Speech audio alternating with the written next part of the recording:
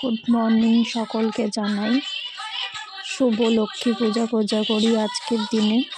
তো সকালবেলায় মাকে আমি একটু বলেছিলাম, তো মায়ের যে লক্ষ্মী রয়েছে সুন্দর করে পুজো করবে, আমি বসে বসে দেখব। তার কারণ আমার তো শরীরটা ঠিক নেই, আর মায়ের কাছেই আছি। তো সেই কারণে মা করছে আর আমি বসে বসে দেখছি।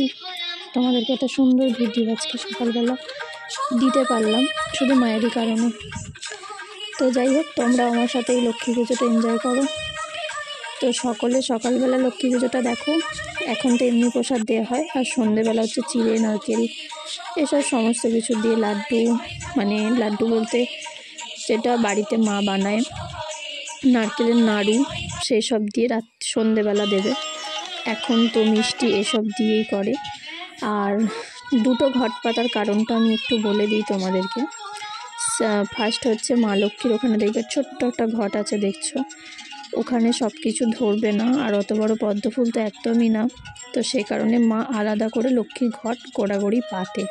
তাই নিচে যে ঘরটা, ওটা হচ্ছে যে মা লক্ষ্মীর ঘট, মা লক্ষ্মীর নাম করে পাতা হয়। ওটা 3 দিন থাকে, 3 দিন পর মা জলে দিয়ে দেয়। আর যেটা মা লক্ষ্মীর পাশে দেখছো, ওটা সারা জীবন মা ওটাতে পুজো করে। প্রতিদিন নিত্য সেবা মা নিজেই দেয়, প্লাস বৃহস্পতিবার তারা আদার্সভাবে তো দেয়ই।